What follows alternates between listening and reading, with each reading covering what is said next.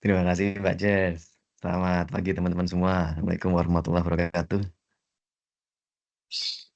Waalaikumsalam warahmatullahi wabarakatuh. Pagi. Oke, kita sharing ya. Jadi memang konsepnya sharing sekali lagi bukan karena saya lebih tahu, tapi lebih tua ya dibanding teman-teman. Jadi kita sharing pengalaman, sharing knowledge gitu ya. Oke, langsung aja masuk ke materi. Terima kasih Mbak Jess. Mas Maizar minta tolong materinya. Oke, kita masuk ke tim development. Kenapa? Karena saya ngerasa teman-teman CSE dan RSE ini sedang nge-develop tim. Baik di SE yang baru maupun di SE yang existing. Kalau yang existing ini kan dulunya di-develop timnya oleh supervisor. Dan sekarang teman-teman lah yang bertanggung jawab sepenuhnya terhadap teman-teman di SE. So, semua tim development, tim kita itu memang tanggung jawab kita. Jadi leader lah yang bertanggung jawab. Kita punya willingness, kita punya komitmen bagaimana untuk achieve gitu ya, influence tim, semua itu kita. Kita lah leadernya. Bukan tergantung mereka. Jadi kalau tim ini gagal atau achieve something itu bukan karena timnya, tapi karena kita leadernya. Ya, semua kontribusi dari tim. Tapi bagaimana kita mengarahkan tim kita, that's the point. Jadi kalau kita punya visi, itu kita menentukan tujuan kemana arah kita pergi. Tapi leadership itu bagaimana kita membawa tim kita sampai ke tujuan yang kita tuju. Yang kita jadikan visi itu. Jadi percuma ada visi, sehebat apapun visi itu, kalau nggak punya leadership. Karena leadership lah yang membawa tim kita sampai ke tujuan yang kita inginkan. Oke, satu pertanyaan yang ini poin pentingnya yang akan dibawa teman-teman sampai nanti kapanpun. Jadi pertanyaannya tidak butuh dijawab langsung oleh teman-teman, tidak perlu chat, tapi pertanyaan ini dijawab dalam hati. Dan pertanyaan ini menentukan bagaimana teman-teman dan tim teman-teman mencapai achievement. Jadi kalau misalkan memang jawabannya kurang memuaskan, boleh nanti direvisi dalam hati, dalam mindset kita gitu ya. Pertanyaannya adalah bagaimana teman-teman membuat meaning atau arti dari tim teman-teman. Jadi teman-teman itu melihat timnya itu sebagai apa? Contoh, hal saya selalu melihat tim saya itu sebagai keluarga. Kenapa? Ya karena saya 8 jam sampai 10 jam di kantor bersama tim saya. Apapun itu. Tim saya lah yang nge-backup saya. Tim saya lah yang mensupport saya. Ya selain keluarga pasti. Di rumah ada keluarga, Pak. Iya pasti. Kita kan ngomongin tim ya, di luar keluarga kita di rumah. Tim kita sebagai keluarga kedua. Ya, karena kalau kita sakit di kantor, kita butuh bantuan di kantor, siapa yang nolongin? Nggak mungkin kan anak kita di rumah, ya kan? Apalagi kalau yang jauh, nggak kan? Tapi tim kita. Terus pada saat kita achieve target kurang sedikit, siapa yang bantu kita? Nggak mungkin orang tua kita, enggak, tim kita. Jadi saya merasa bahwa tim saya ini adalah tim Navy SEAL yang sangat luar biasa yang harus saya didik, saya bina, saya develop. Never left man behind. Apapun yang terjadi tidak pernah meninggalkan tim saya. Dia sedang apapun, dia achievementnya kurang, dia sedang sakit, dia sedang apapun, kita backup sama-sama. Satu sakit, semuanya nge-backup. Satu kurang, semuanya kontribusi. Itu yang saya lakukan. Jadi selama saya tidak pernah meninggalkan tim, maka tim tidak pernah meninggalkan saya. Itu poin pentingnya. Memang ya kita manusia. Nggak akan saya sehat selamanya, nggak akan. Saya hebat selamanya, nggak akan. Tapi kita saling menghebatkan. Kita saling menyehatkan. Ada yang sakit, ya kita saling mendoakan. Yang dekat nengok, nyapa di WA atau di telepon. Itu yang saya lakukan. So, pertanyaan tadi, bagaimana teman-teman mengartikan dan memaknai tim teman-teman itu sangat penting. Saya pernah nonton film dan saya film yang paling suka itu cuma 2, Fast Furious sama Bourne. Bourne itu ya, Bourne Ultimatum, Bourne Supremacy. Di Fast Furious ini yang si Dominic Toretto selalu ngomong bahwa we are family. Dan itu saya terapkan. Ada di Fast Furious yang sequel keberapa saya lupa, yang dia ngelawan pembalap. Dan tim leader pembalap ini selalu ngomong bahwa tim saya itu ya cuman kayak mobil. Setiap ada masalah saya ganti spare part. Kalau tim saya ada masalah ya tinggal ganti, buang, selesai. Dan yang terjadi adalah dia dibuang oleh timnya. Karena dia menganggap timnya sebagai spare part gitu. Yang kalau ada yang rusak tinggal ganti, buang. Begitu juga timnya menganggap dia.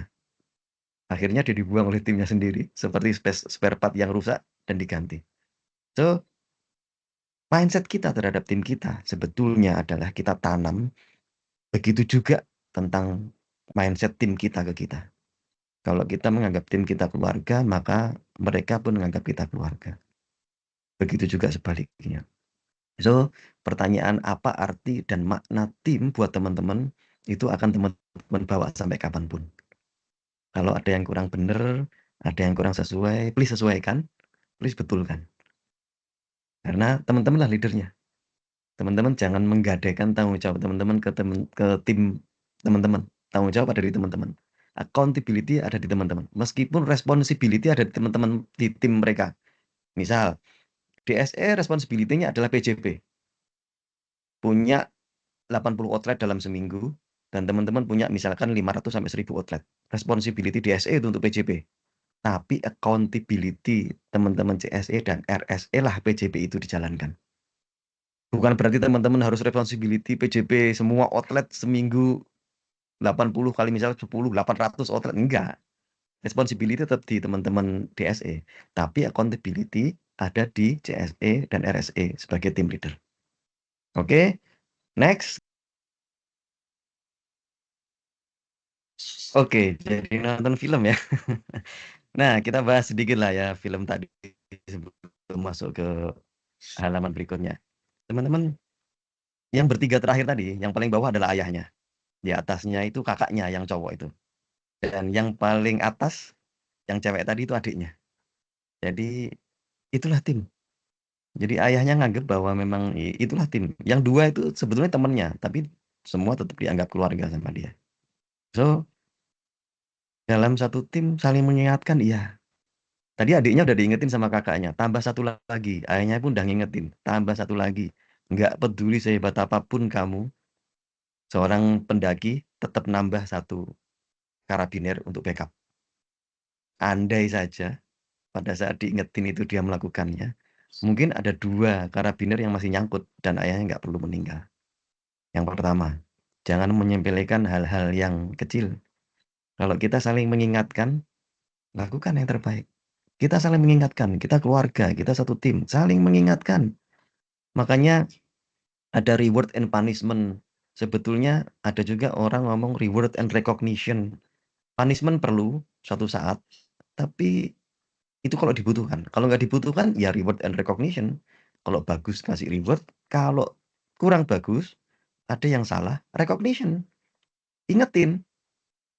Jadi kalau memang dia melakukan hal yang salah, ya manusia tempatnya lupa gitu ya. Mungkin dia lupa, mungkin dia melakukan kesalahan, ingetin. Enggak dia, kita juga kadang melakukan kesalahan. So, ingetin, recognition. Itulah keluarga. Dan yang memang ayahnya tadi lakukan, itu memang yang harus dilakukan oleh semua leader. Apa itu? Sacrifice. Nggak ada seorang leader yang meninggalkan sacrifice. Kita seorang ayah, sacrifice untuk anak kita, untuk istri kita, pasti itu. Nggak akan ada yang kita makan seneng sementara anak kita nggak bisa makan enak, nggak. Mendingan anak yang makan enak. Kita makan seadanya, itu pasti itu. Begitu juga leader. Kita juga sacrifice kita. Kita dapat insentif, kita kasih ke yang belum dapat. Yuk kita makan bareng-bareng. Untuk apa? Untuk reward and recognition. Jadi cuplikan film itu tadi, itu film Vertical Limit kalau teman-teman mau nonton. Pada akhirnya sang adik dan sang kakak ini dia punya PTSD, jadi post traumatic gitu ya. Disorder, dia stress disorder memang karena ayahnya meninggal. Dan adiknya selalu nyalain kakaknya. Tapi itu whole film. Tapi kalau teman-teman pengen nonton, judulnya Vertical Limit. Tapi kalau enggak, ya ini cuplikannya hanya sekedar untuk mengingatkan kita, that's about the team. Gitu. Paling penting, bagaimana kita menganggap, mengartikan, dan memaknai tim kita. Begitu juga tim kita menganggap kita berarti dan bermakna untuk mereka. Oke, halaman berikutnya. Next, Mas Maizer. Ini ada teori kebutuhan dari Abraham Maslow. Kalau teman-teman sering sering dapat lah ya ilmu inilah ya. Jadi dari yang paling bawah itu fisiologis, kebutuhan manusia itu apa sih? Ya makan, minum, pasti itu. Rasa aman, punya gaji, punya tabungan, punya rumah, rasa aman. Terus yang ketiga, sosial. Jadi mereka merasa diterima oleh orang lain. Begitu banyak kan sekarang ini. Saya nggak ngomong generasi apalah. Banyak banget kita yang hanya sekedar merasa tidak diterima oleh sosial aja bunuh diri. Banyak sekali sekarang. Di-unfollow sama temennya, oh tadinya followerku 1000 kok sekarang jadi 980, 20-nya unfollow. Itu aja stres. Karena ngerasa nggak diterima gitu. Begitu pentingnya sosial ini. Yang keempat, nomor 2 dari atas, penghargaan. Jadi tidak hanya sekedar bekerja, tapi ada reward, teman-teman punya internal sales, kalau yang sales ya, ada championship gitu. Terus yang terakhir, aktualisasi diri. Nah, kenapa saya sampaikan teori kebutuhan ini? Karena ini sangat penting, teman-teman. Setiap kita itu punya tangga kebutuhan yang berbeda.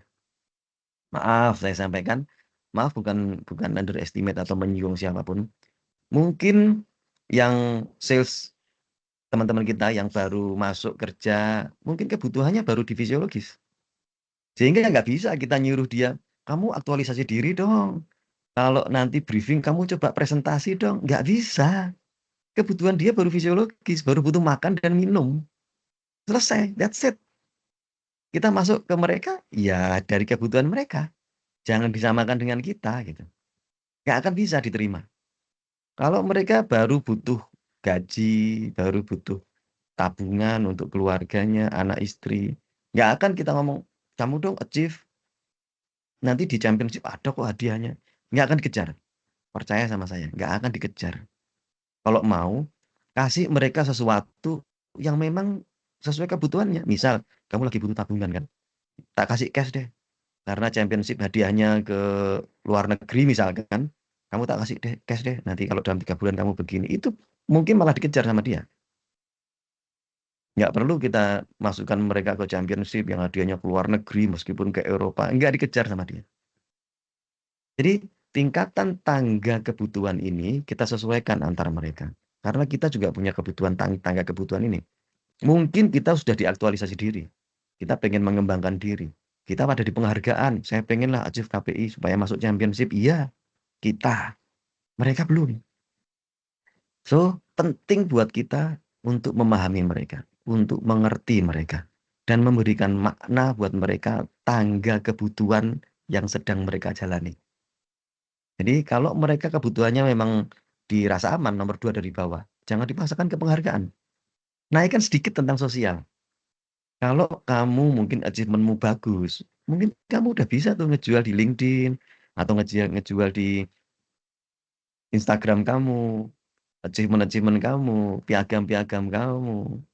Naikkan 1 tangga. It's okay, jangan langsung naik 2 tangga. Jangan langsung kamu dong, harus pinter komunikasi supaya kalau presentasi nanti hebat, aktualisasi diri kamu jadi bagus. Nggak bisa langsung naik tingkat ketiga gitu, nggak bisa. 1 demi 1 dengan sabar kita bimbing mereka naik 1 langkah demi 1 langkah, 1 tangga demi 1 tangga. Dan itu kewajiban kita. Itu accountability kita, meskipun responsibility mereka. Jadi kenapa menjadi leader itu sangat luar biasa berat tanggung jawabnya, besar tanggung jawabnya, karena kita harus mengerti mereka. Buat yang muslim, ini ja'ilun fil ard khalifah, kata Allah. Bahkan Allah ngomong itu ke malaikat, ngomong itu ke semua penghuni langit. Saya ciptakan di bumi ini khalifah, pemimpin. Jadi bagaimana kita memimpin diri kita, bagaimana kita memimpin tim kita, itu udah nasnya. Nggak bisa, Pak, saya nggak mau jadi pemimpin, Pak. Nggak bisa. Kita semua jadi pemimpin. Even hanya memimpin diri kita, memimpin keluarga kita, memimpin tim kita yang kecil, nggak usah besar-besar lah. Kecil aja dulu tim kita di SE. Mungkin kalau teman-teman di kemiliteran itu kan ada peleton, batalion gitu ya. Kalau peleton itu kan 20-50 orang satu peleton itu.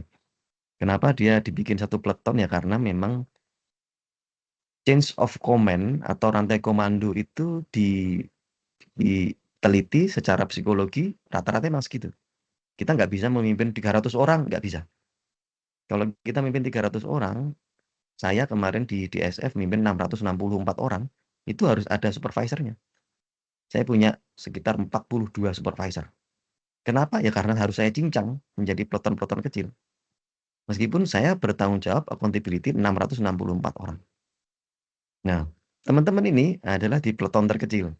Ya sekitar 20 sampai 50 orang. Itu masih dalam satu chain of command. Bisa lah teman-teman mengatur itu semua. Jadi lakukan profiling ke tim di tingkat tangga berapa mereka. Di tingkat tangga yang mana mereka. Disitulah kita kasih motivasi mereka. Jangan langsung semua dihantam rata. Ayo kita aktualisasi diri. Nggak bisa. Nggak akan. Kalau Lao Tzu itu penggagas Taoisme di Asia ya, di timur gitu ya. Kalau Stoikisme itu di barat, kalau Taoisme itu di timur, jadi di Asia. Lao Tzu ini ngomong bahwa kalau jadi pemimpin itu kita harus tahu tentang harmonisasi semesta. Kita semua harus harmonis. Kalau ada tim kita yang memang di tingkat tangga rasa aman, ya harmonis dia di situ. Jangan diganggu harmonisasinya itu untuk sampai ke aktualisasi diri langsung. Nggak bisa. Anak kelas 2 SD langsung ujian naik kelas 6, nggak akan bisa. Pak, itu ada percepatan Pak. Iya, tapi percepatan tetap dia naik kelas 2 dulu. Setengah tahun ujian naik kelas 3, setengah tahun ujian naik kelas 4. Tetap. Meskipun akselerasi dia tetap mengenyam kelas 2, kelas 3, kelas 4, sampai kelas 6. Nggak ada akselerasi dari kelas 2 SD sampai kelas 6 SD, nggak bisa. Karena itu mengganggu harmonisasi semesta. So, kita sebagai leader harus menjaga harmonisasi semesta ini. Jangan sampai kita paksakan. Kalau kita paksakan apa? Mereka resign. Mereka demotivasi. Itu yang terjadi. Oke, next, Mas.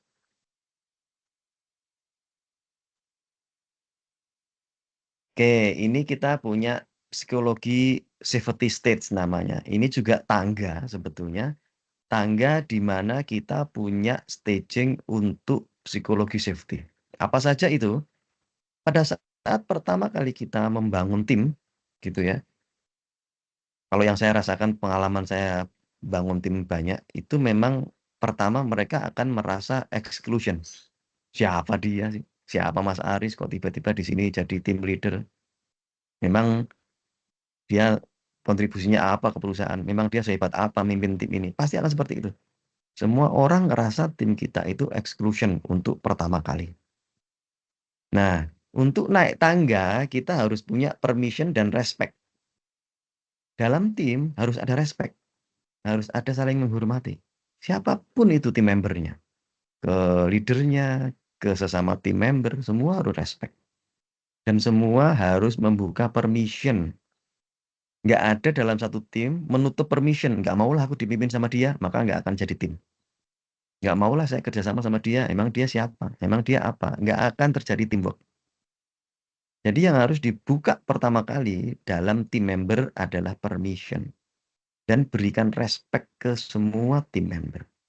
Kalau permission dan respect ini sudah kita buat, sudah kita buka, maka kita masuk ke tangga kedua yaitu inclusion.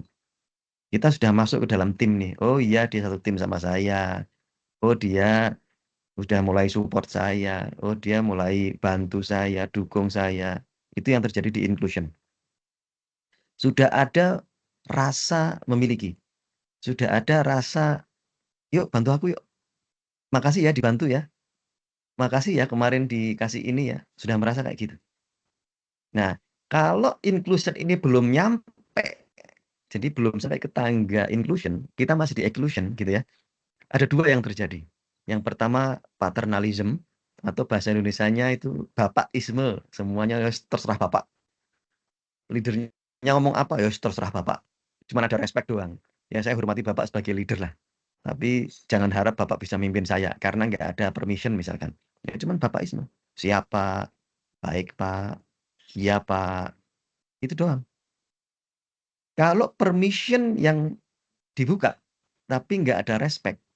Nggak ada respect ke leader, nggak ada respect ke sesama tim, yang terjadi adalah exploitation. Kita buka permission nih, "Ya, Pak, saya mau kerja sama, Pak." Tapi nggak ada respect, atasan nggak respect ke kita, maka yang terjadi, ya eksploitasi. "Kamu lakukan ini ya, kamu lakukan itu ya, kamu kurang ini loh, kamu kurang itu loh, penuhi ya, pokoknya nggak mau tahu, harus ada SP aktif 3.000 dalam 1 bulan." Nah, adanya eksploitasi. Yang terjadi, ya kita akan ditinggalkan tim, dia mah maunya kayak gitu, naik panggung, tapi kita semua yang nanggung. Itu yang terjadi. So, naikkan tim kita dari exclusion ini ke inclusion. Dengan cara apa? Membuka permission dan respect antar tim. Tim leader ke semua tim member dan semua tim member ke tim leader. Apapun itu. Setelah naik ke inclusion, lakukan tambahan untuk menjadikan mereka di tangga learner safety. Mereka punya psikologi aman dalam belajar. Dalam belajar itu apa sih? Namanya juga belajar. "Pak, saya belajar naik sepeda ya, Pak." "Iya." "Tapi saya jatuh, Pak." "Ya jangan jatuh." Ya nggak bisa. Namanya belajar naik sepeda ya pasti jatuh. Sekali, 2 kali, 3 kali, ya nggak apa-apa. Jangan salahkan mereka. Mereka baru belajar.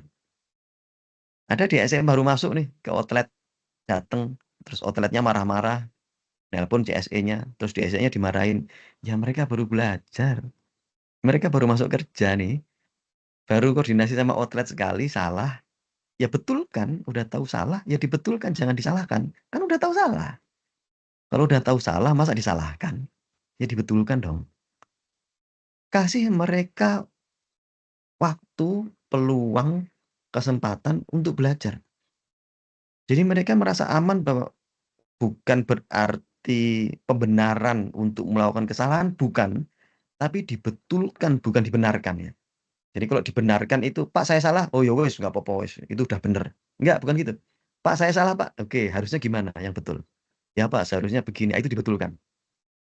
Sama kayak kita punya anak, kalau dia melakukan kesalahan, jangan dibenarkan kesalahannya, tapi dibetulkan. Nah, learner safety ini membuat mereka mau belajar. Jangan disalahkan terus. "Pak, kok saya jadi ngerasa serba salah ya Pak? Ke outlet saya melakukan ini salah, ke outlet yang itu melakukan hal yang sama, tetap salah juga. Saya buat beda, saya kreatif, tetap saya salah juga. Kok salah terus ya, Pak?" Kalau dia nggak dikasih kesempatan untuk melakukan kesalahan dan kita betulkan, maka tidak terjadi growth. Mereka tidak akan growing, mereka tidak akan bertumbuh dan berkembang.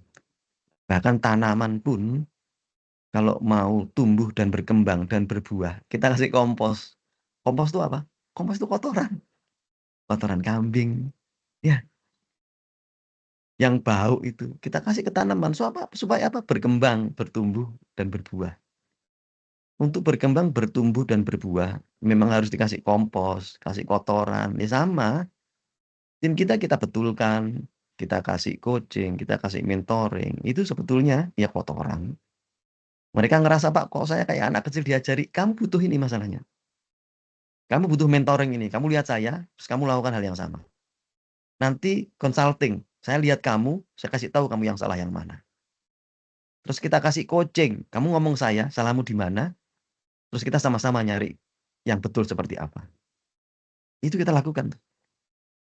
Nah, kalau kita sudah memberikan kesempatan, ruang, waktu mereka untuk bertumbuh dalam learning safety, kita naikkan mereka ke kontributor safety. Jangan lagi menganggap bahwa mereka hanya DSE yang lulus SMA, tidak. Mereka manusia juga, mereka punya kreativitas juga, mereka punya inovasi juga. Biarkan mereka berkontribusi ke kita. Biarkan pikiran mereka, opini mereka, masukan mereka diflorkan di briefing, di meeting. "Oke, ada yang punya masukan? Pak, saya kok coba Pak, masukan ini bisa nggak Pak di outlet?" Nggak terus berarti, "Oh kamu DSC baru aja kok ngasih masukan." Nggak, biarkan aja. Semakin mereka membuat dan memberikan kontribusi dalam tim, semakin mereka merasa diakui recognition-nya, maka semakin blend mereka. Inclusion tadi naik 3 tangga sekaligus menjadi contribution safety, semakin baik. Nah, kalau sudah di contributor safety ini, maka teman-teman tinggal naik 1 tangga lagi aja, yaitu ke challenger safety. Tim ini sudah mulai bisa di-challenge. Sudah mereka mulai merasa, "Pak, saya bikin strategi baru deh, Pak. Ke outlet kemarin yang ini nggak berhasil, saya coba pakai ini. Yang itu nggak berhasil, saya coba pakai yang lain lagi." Mereka akan merasa seperti itu. Nah, kalau udah di challenger safety ini, teman-teman bisa ngomong, "Yuk kita ada nih IS, internal sales, kita kejar. Kita ada championship nih, kita kejar." Kita udah bisa ngomong kayak gitu. Jangan sampai kita di psikologi safety state masih inclusion, sudah challenge mereka. "Ayo ada championship nih, kita kejar." Nggak akan bisa. Mereka perlu di-inclusion. Mereka baru merasa diakui dalam satu tim. Jangan terburu-buru challenge mereka. Berarti tiap orang beda dong, Pak. DSE yang existing dengan DSE yang baru beda dong, Pak? Iya. Yang DSE existing mungkin sudah di contributor safety, tapi yang baru di inclusion safety, nggak apa-apa. Bedakan, memang harus dibedakan. Yang contributor safety pada saat briefing, pada saat meeting, sudah mulai ditanya, "Oke, gimana opini kamu? Gimana ide kamu? Ada pemikiran apa? Yuk, ngomong." Jangan lakukan ini ke yang baru. Mereka nggak akan mau ngomong, karena mereka belum di contributor safety. Mereka baru di inclusion safety. Mereka baru merasa diterima dalam satu tim. Jangan langsung disuruh ngasih opini, pendapat, masukan, nggak akan bisa. Naikkan 1 tangga dulu ke learning safety. Baru nanti bisa naik ke contributor safety. So, ini tangga-tangganya teman-teman. Ya memang harus dihafal sih, cuman 5 tangga kok. Yang tadi juga cuman 5 tangga gitu ya, dari Abraham Maslow. Ini cuman 5 tangga di psikologi safety, teman-teman coba nanti profiling, ada di mana tim saya ini? Si A ada di inclusion, si B ada di learning safety, si C ada di contributor safety, si D ada di challenging safety, nggak apa-apa, lakukan itu. Bahkan saya pun juga melakukan itu, ke RCE di bawah saya lakukan itu.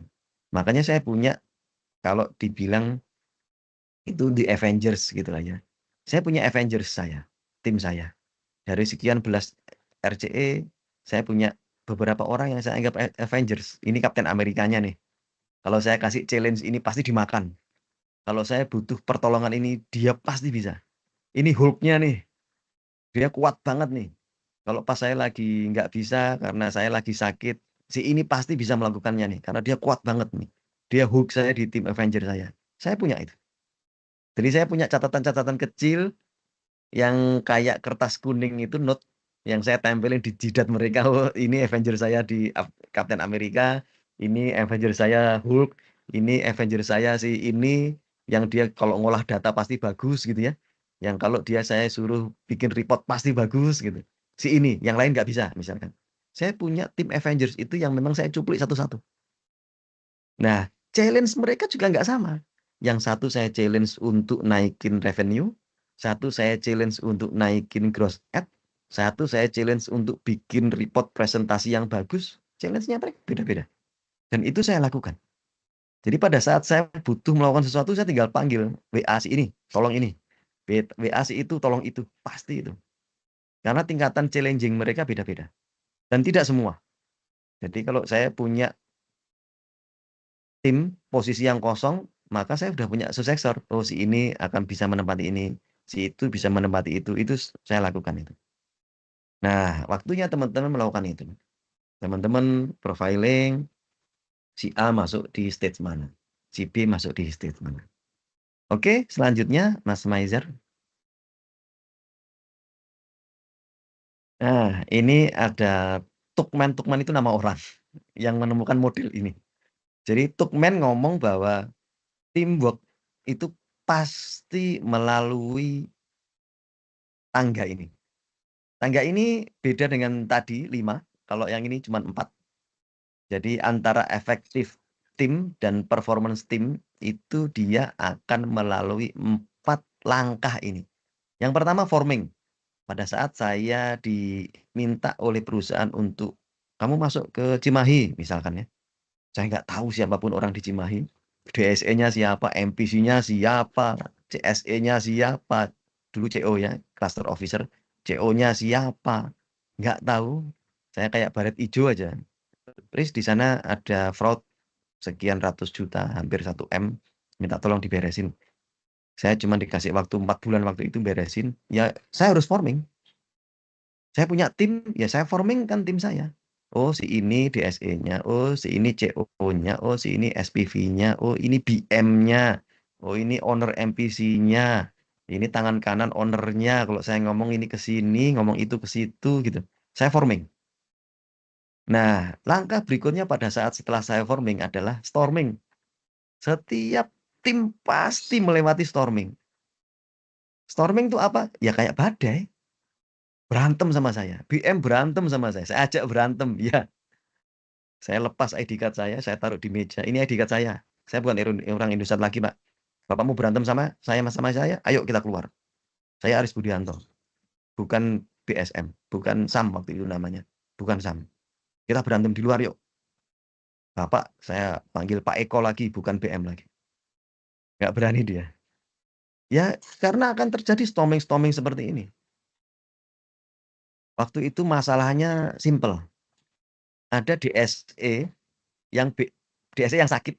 Ibunya sakit waktu itu, bukan dia yang sakit, ibunya yang sakit. Dan BM ini ngomong gini, "Saya nggak peduli ibumu sakit, bahkan ibumu mati sekalipun. Saya pengen kamu achieve target. Anjing kamu semua." Maaf saya ngomong gini karena ini kejadiannya memang. Terus saya panggil dia, saya ajak ngomong dia, "Kalau anak Bapak kerja sama saya, terus Bapak sakit, saya bilangin gitu ke anak Bapak gimana rasanya Bapak? Sakit nggak hatinya? Saya nggak peduli bapakmu sakit, saya nggak peduli bapakmu mati. Yang penting kamu achieve target. Karena kamu kerja sama saya. Sakit nggak Bapak?" Saya lepas ID card saya, kita berantem di luar. DSE juga manusia, DSE tim saya. Bukan karena Bapak yang gaji terus itu bukan tim saya, enggak. DSE tim saya. Saya ajak keluar nggak berani dia, dan akhirnya dia berubah. Storming ini pasti akan terjadi. Dan kita sebagai leader itu dibutuhkan courage untuk itu. Bukan untuk berantemnya ya, untuk menyelesaikan permasalahannya. Dan kita pasti akan dihadapkan kayak gini, kayak gini. Nah, setelah storming, apa yang terjadi? Mereka akan punya norma-norma. Oh, Pak Aris nih nggak suka nih kalau kita tidak memanusiakan manusia. Pak Aris nih nggak suka nih. Saya bukan ngomong maaf anjingnya yang saya nggak suka, bukan. Tapi ngomong tentang ibunya. Kita semua punya ibu kok. Kita semua punya bapak kok. Kalau anak kita digituin sama orang, emang kita mau? Nggak mau kita. Nah, kita punya norma-norma kayak gini nih. Yang mereka itu paham, mereka tahu, mereka ngerti bahwa oh Pak Aris nih normanya kayak gini. Pak Aris nih punya norma kayak gitu. Nah, teman-teman sebagai leader, detailkan norma-norma ini. Nggak peduli kalian melakukan kesalahan apapun, tapi yang penting kalian paham kesalahannya, kalian mau memperbaiki kesalahannya, terus kita kerja bareng-bareng. Itu norma yang saya miliki. Misal nih ya, kasih tahu itu ke tim. Supaya tim nggak takut melakukan kesalahan, bukan disengaja tapi pasti ya. Tidak takut melakukan kesalahan dan dia mau memperbaikinya. Dan langkah terakhir, kalau kita udah punya norma-norma yang kita yakini bersama, kita lakukan, kita penuhi bersama, maka kita akan sampai ke performing. Tim ini nggak perlu kita paksa. Saya nggak pernah ngomong tim saya, "Kamu harus achieve," enggak. Saya nggak pernah ngomong ke tim saya harus jadi nomor 1 nasional, enggak. Malah SPV saya ngomong, "Kita jadikan Pak Aris nomor 1 nasional yuk." Dengan 664 DSF tahun 2022, bahkan saya bisa ke Eropa. Hanya karena SPV saya ngomong, "Kita jadikan Pak Aris nomor 1 nasional." Saya nggak minta. Saya cuma nanya mereka setiap saat, "Bro, udah berapa nih pencapaian?" "Segini Pak." "Oke, apa yang kamu lakukan dan apa yang kamu udah lakukan?" "Saya udah melakukan ini Pak, dan saya akan melakukan itu." "Oke, sip. 2 hari lagi saya telepon, atau 2 hari lagi kabarin saya lewat WA." Selesai, saya nggak nyuruh mereka. Saya cuma nanya, mereka komit, dan mereka melakukannya. They do it. Itu udah kalau sampai ke performing. Tapi pada ada storming, nggak bisa teman-teman paksa langsung mereka ke performing. "Ayo kita berantem, tapi kamu harus perform," ya nggak bisa. Pada saat kita storming, ya kita harus punya norming dulu. Saya pecatin, saya ganti tuh BM-nya semua. Iya, karena saya butuh norma, saya butuh norming. Saya ganti SPV-nya, saya butuh norma nih. Kamu boleh support timmu dengan uang kantor, dengan opers, tapi jangan makan sendiri ya. Itu norma buat saya. Kalau kamu makan sendiri, event itu 10.000, saya ganti SPV-nya. Tapi kalau emang untuk tim, Pak, ini kita mau makan bareng, Pak. Ya sudah, ayo kita makan bareng pakai Danone. Nggak masalah buat saya. Itu norma yang saya sepakati. Ada yang melanggar, saya ganti. Bersih, selesai semua, saya ganti. Yang kurang bagus, 4 bulan, pindah saya. Nah, itu yang terjadi di Indosat selama 30 tahun. Saya pindah sampai 20-25 tempat. Karena seperti baret ijo, beresin masalah, pergi lagi, beresin masalah, pergi lagi. Karena saya melewati ini semua. Storming pasti, tapi saya buat norming, dan akhirnya saya bikin tim saya performing. Lakukan ini, sekarang waktunya teman-teman semua. Oke, next. Mas. Oke. Kita ke halaman berikutnya. Ini ada berapa halaman kita ya? 276 halapan mungkin. Enggak lah ya. Ini yang terakhir dalam tim development Ukhuwah Islamiyah. Saya ambil ini kenapa? Karena ini justru penting buat saya. Saya buat halaman ini terakhir memang. Ini halaman terakhir. Tapi ini paling penting. Ada 5 tahapan ini. Yang pertama itu ta'aruf.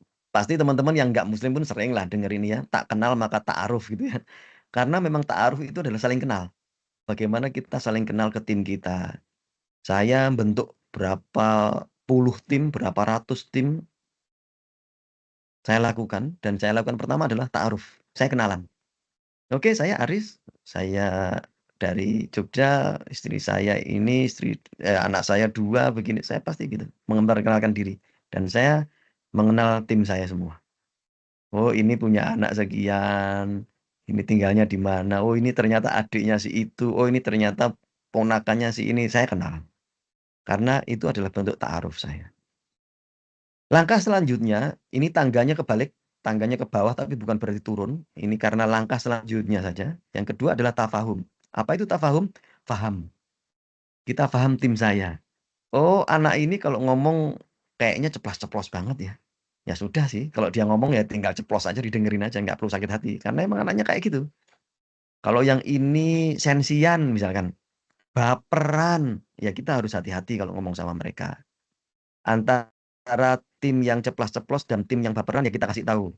Yang kebaperan ngomong, "Kamu nggak usah ambil hati, si dia emang kayak gitu, ngomongnya ceplas-ceplos." Yang diceplas-ceplos ngomong ke, "Kamu hati-hati kalau ngomong dia baperan."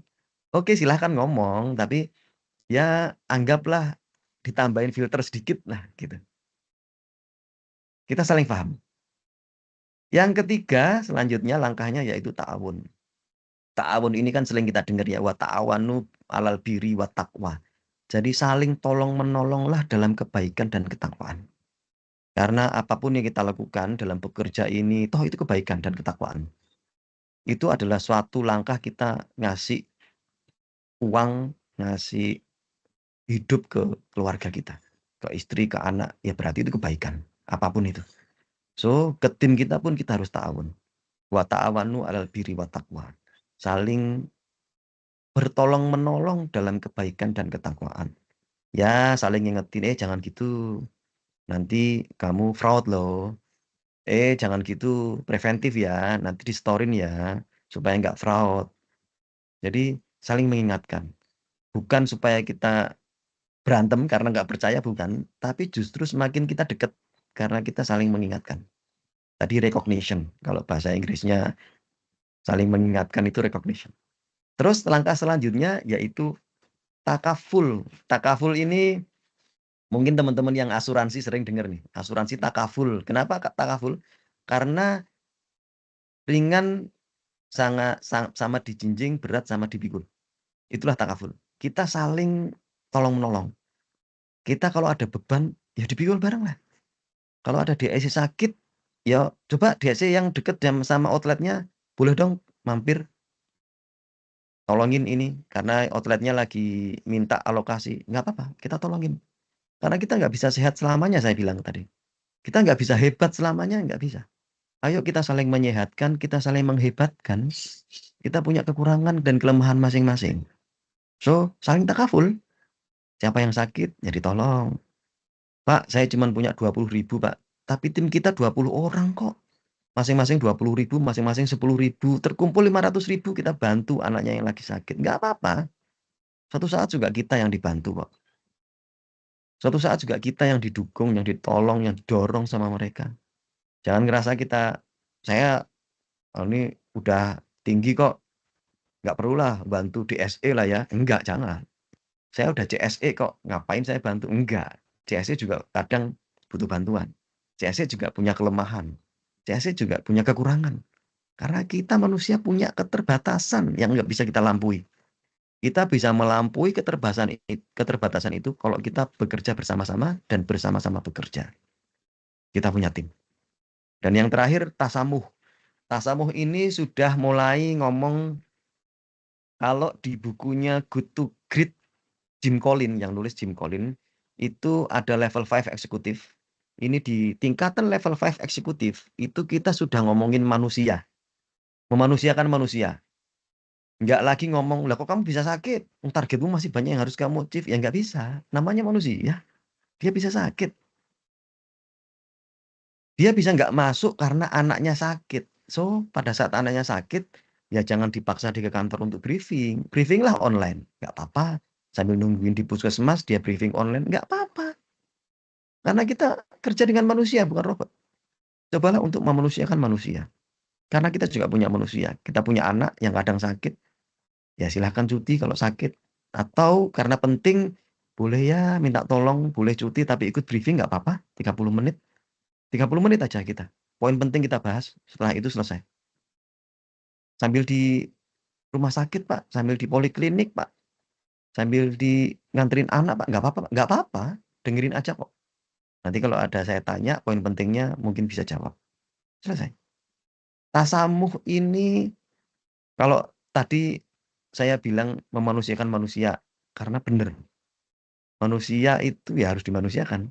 Nggak bisa kita anggap dia sebagai robot yang harus mengejar target terus-menerus, nggak bisa.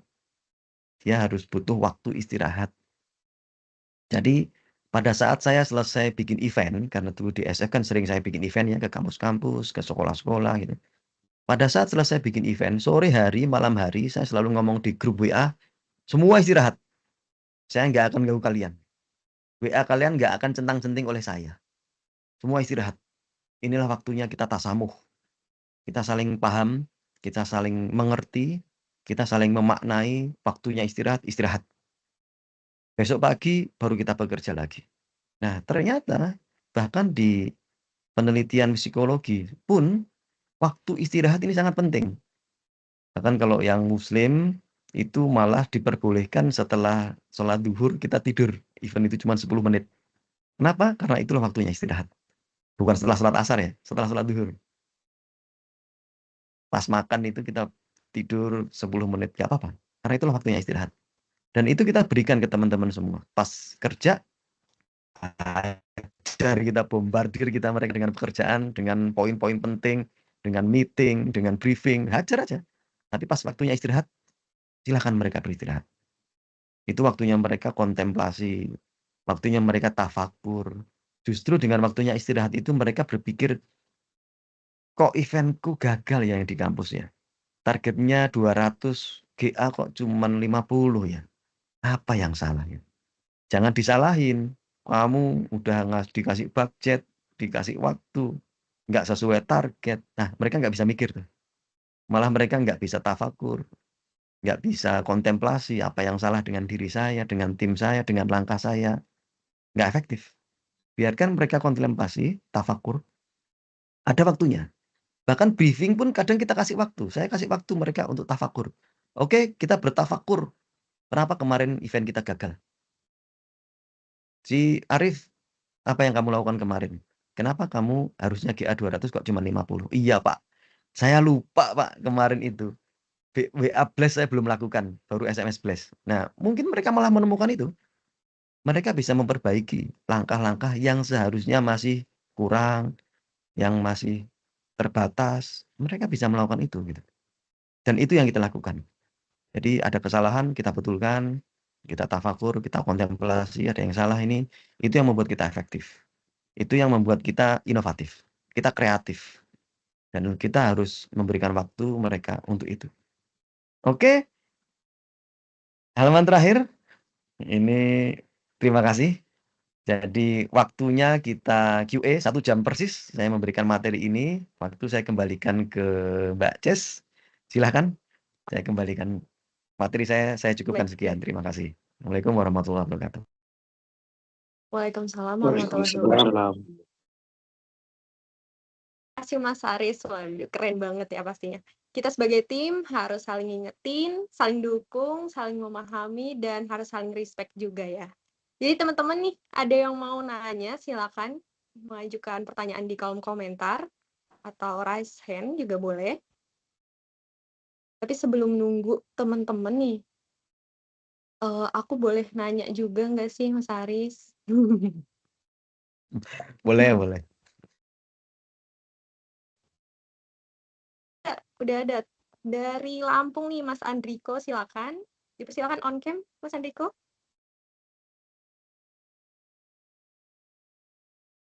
On mic-nya. Iya. Silakan Mas. Ya. Oke. Halo semuanya, selamat pagi Kak Aris, Kak Maresia juga. Sebelumnya perkenalkan saya Andriko, saya SPV Postped dari Provinsi Lampung. Oke. Pertanyaan saya gini Kak Aris. Kita berbicara tentang people development, bagaimana cara membentuk tim kita sendiri. Tapi menurut Kak Aris sendiri, kira-kira gaya kepemimpinan seperti apa yang cocok dapat kita kembangkan untuk membentuk tim yang lebih productivity gitu, yang lebih produktivitasnya, tapi yang kayaknya ini align banget, inline sama promotor kita nih. Karena kan kalau gaya kepemimpinan itu macam-macam ya. Nah, kira-kira gaya atau style kepemimpinan seperti apa yang cocok yang dapat kita terapkan untuk membentuk tim kita? Terima kasih. Oke, langsung saya jawab Mbak Ces ya, takut lupa kalau nanti nunggu. Oke, gini Mas Andriko. Silakan. Analogi paling mudah. Saya punya 2 motor di rumah. Yang satu Ninja 250 cc, yang satu KLX 150 cc. Yang Ninja ini motor bike, jadi dia super bike karena saya selalu pakai itu kalau saya butuh kecepatan di jalan raya sampai 165, 170 km per jam gitu ya. Tapi yang satu KLX 150 cc ini dirty bike. Saya pakai kalau ke gunung, ke pantai, ke sungai, kemana-mana. 2 motor ini punya spek yang berbeda dan punya cara naikin yang berbeda. Pada saat saya naikin Ninja dengan kecepatan 150 atau 130 km per jam dan ada tikungan, yang saya lakukan adalah badan saya harus ada di bawah motor. Gini. Jadi belok kiri, berarti saya sebelah kiri, Ninja ini di atas saya. Pernah lihat itu kayak yang MotoGP kan ya? Kalau nikung, badannya kan pasti di bawah tuh. Kayak mau keinjek motornya gitu, kayak mau ketimpa motornya. Dan itu nggak akan jatuh motornya. Kenapa? Ya karena dia akan posisi itu terus. Jadi kalau tikungan, itu bukan ngerem, malah ngegas. Kenapa? Karena dengan ngegas itu motor itu nggak akan jatuh. Tapi badan kita itu kita pakai supaya dia bisa belok. Karena kalau nggak belok, motor itu lurus. Kalau nggak kita tarik ke bawah, motor itu lurus. Makanya sering kan motor itu lurus nabrak pembatas gitu kan, karena nggak ditarik. Atau yang narik jatuh gitu. Maka motornya balik lagi terus lurus. Itu yang terjadi. Nah, beda dengan KLX. KLX kalau saya mau belok kiri, itu bukan gini, tapi kebalik. Saya gini. KLX saya ada di bawah saya. Saya gencet motor saya itu. Saya gas, saya gencet motor saya. Di bawah saya dia. Jadi saya injek motor saya itu. Nah, 2 cara ini saya lakukan dengan 2 motor yang berbeda. Sebetulnya, kenapa buku leadership itu selalu bertebaran di luar sana? Ada 1 buku, muncul lagi buku yang lain. Ada Jim Collins, ada John C. Maxwell, ada macam-macam lah ya. Banyak leadership itu kalau saya sebutkan satu-satu banyak banget. Kenapa? Karena tidak ada satu gaya kepemimpinan yang efektif untuk semua tim. Makanya tadi saya bilang, teman-teman harus profiling. Jadi Mas Andriko harus profiling nih, timnya seperti apa? Kebutuhannya di mana? Tingkatan psikologinya di mana? Kan gitu ya. Terus secara ukhuwah tadi, dia ada di mana? Terus staging untuk bentuk tim saya ada di mana? Apakah saya masih di storming? Maka saya nggak akan bisa challenge tim. Psikologinya masih di inklusif, maka nggak bisa challenge tim. Kebutuhannya baru di fisik, maka nggak bisa saya pakai aktualisasi diri. Maka gaya kepemimpinan akan berbeda setiap tim member kita. Saya punya 664 DSF waktu itu. Kalau ketemu sama satu DSF, itu berbeda dengan tim DSF yang lain. Ya mungkin yang Bandung manggil saya Pak, yang Jawa Tengah manggil Mas, ada yang manggil A, ada yang macam-macam ada yang manggil. Ya silakan aja. Yang penting mereka respect ke saya sebagai leader mereka. Nah, saya pakai leadership yang efektif seperti apa? Tergantung tim member saya. Jadi bukan tergantung saya. Pada saat saya naik KLX, saya nggak bisa pakai cara saya naik Ninja. Pada saat saya pakai Ninja, nggak bisa saya pakai cara naik KLX. Begitu juga dengan tim member. Saya ketemu dengan si A, maka saya pakai konsep leadership ke si A. Ke si B, pakai konsep leadership ke si B. Dan ini nggak akan bisa sama. Saya nggak akan bisa ngomong Mas Andriko, yang paling efektif itu, leader itu harus pakai conditional leadership. Yang ada coaching, ada directing, ada supporting. Nggak harus itu. Mas Andriko, pakai leadership-nya si Simon Sinek. Nggak bisa. Mas Andriko sendiri yang harus profiling timnya, oh ini yang cocok pakai ini. Tim saya begini yang cocok pakai ini. Untuk membuat tim saya challenge ini, motivasi tim ini, berarti saya harus begini. Gitu Mas Andriko. Jadi semakin banyak tim Mas Andriko, semakin banyaklah tipe kepemimpinan yang Mas Andriko punya. Dan Mas Andriko harus semakin banyak belajar. Ayo kita sharing Mas, kapanpun boleh. Ada WA saya, cari aja Aris Budianto di email atau di LinkedIn saya banyak. Itu saya posting macam-macam. Silahkan kita sharing, kita coaching tentang leadership. Mas belajar tentang leadership yang seperti apa, ayo kita belajar bareng. Mas nanti bisa sharing ke saya. Mas, tim member saya begini Mas. Yang efektif seperti apa? Nah itu saya bisa ngomong. Tapi kalau Mas yang efektif leadership buat saya seperti apa, saya nggak bisa ngomong. Justru saya ngomong kalau Mas Andriko ngomong tim membernya seperti apa, saya bisa ngomong. Bukan untuk Mas Andriko, tapi untuk tim membernya seperti apa leadership-nya. Itu yang penting. Gitu ya Mas Andriko ya. Semoga menjawab. Terima kasih. Baik, terima kasih Kak Arif jawabannya. Oke, baik. Terima kasih Mas Andriko atas pertanyaannya. Jadi kita harus kenal dulu ya sama tim kita, baru kita tahu Betul. gaya kepemimpinan apa yang cocok. Oke. Jadi teman-teman ada lagi yang mau nyampein pertanyaan? Silakan. Di kolom chat boleh atau raise hand juga. Aku juga mau, kalau misalkan tim kita ada lebih dari 40 orang gitu mungkin, gimana kenalnya ya Mas Aris? Banyak Iya, banget.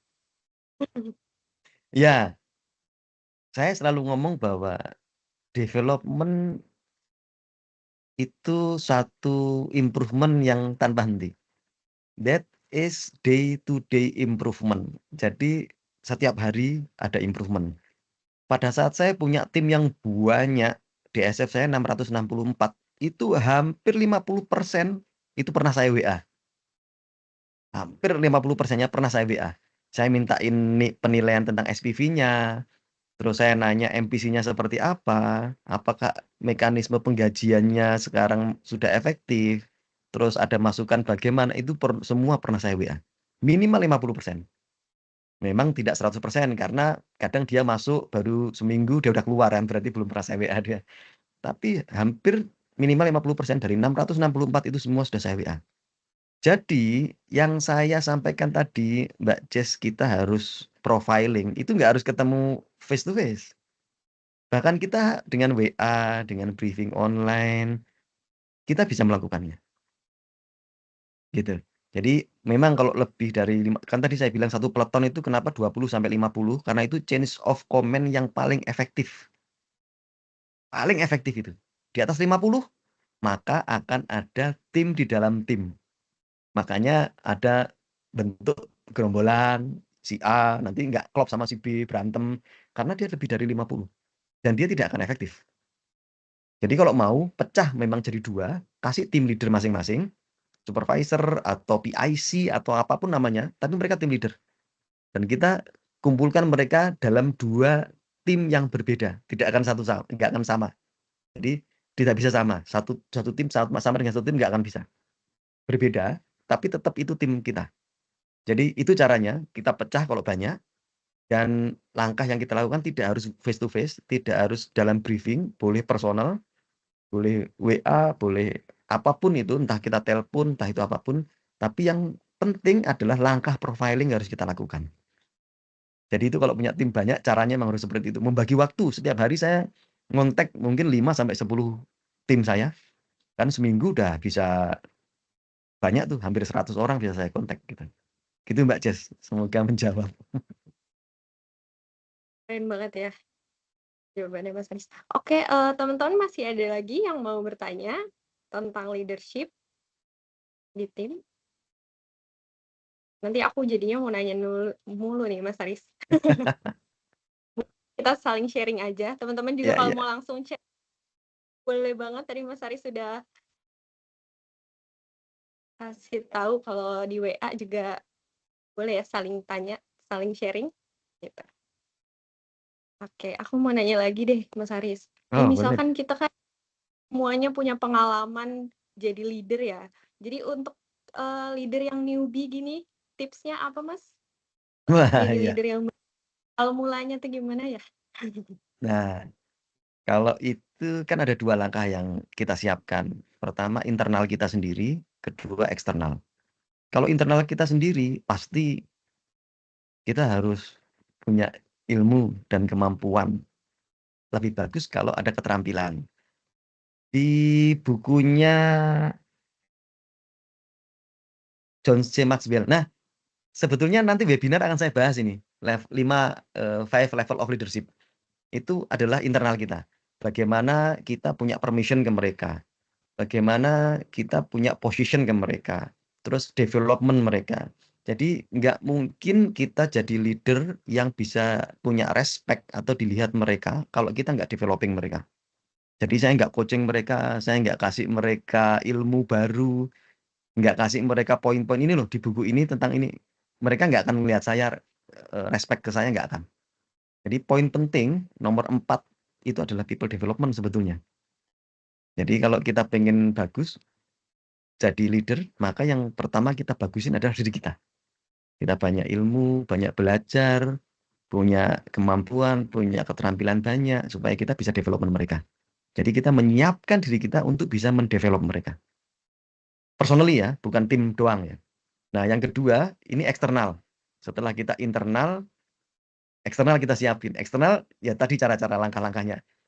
Kita profiling mereka, tingkat kebutuhan mereka ada di mana, tingkat psikologi safety mereka ada di mana gitu. Terus tim kita ini ada di mana nih, storming atau sudah norming atau memang sudah performing. Kita siapkan mereka, oh saya belum kenal berarti saya harus ta'aruf. Kita harus tolong menolong, ta'awun gitu ya. Atau tafahum dulu lah, kita paham mereka dulu deh gitu. Jadi 2 yang kita siapkan, kita wrap up, yang pertama internal, kita siapkan ilmu, kemampuan, dan keterampilan kita sampai ke level 5 leadership. Terus eksternalnya tadi kita siapkan dengan cara-cara yang tadi. Dari teori kebutuhan, dari psikologi safety, terus dari tim kita seperti apa, dari storming, norming, sampai performing, terus sampai ke ukhuwah tadi. Sampai 5 tingkatan, tasamuh tadi. Semoga menjawab Mbak Jess. Oke, makasih Mas Aris. Ya, teman-teman silakan juga ya untuk isi absensi yang udah di-share Mas Mezar di kolom komentar. Kalau mau pertanyaan di kolom komentar juga atau langsung raise hand gitu. Kayaknya teman-teman ini udah pada ngerti ya, udah pada paham karena Mas Aris ngejelasinnya itu benar-benar pelan-pelan dan bikin kita ngerti ya gitu. Oke. Jadi teman-teman webinar ini tuh acara yang rutin diadakan. Nanti next webinar temanya akan beda-beda terus ya Mas Aris. Gitu. Ya, Terus betul. oke, terima kasih banyak Mas Aris yang udah membawakan materi pada hari ini. Terima kasih teman-teman. Luar biasa. Oke, sebelum ditutup, aku udah nyiapin pantun. Wah, Datang kerja pakai dasi, janji Cakep. buat frustasi. Oke, mohon maaf Cakep. kata-kata kurang berkenan.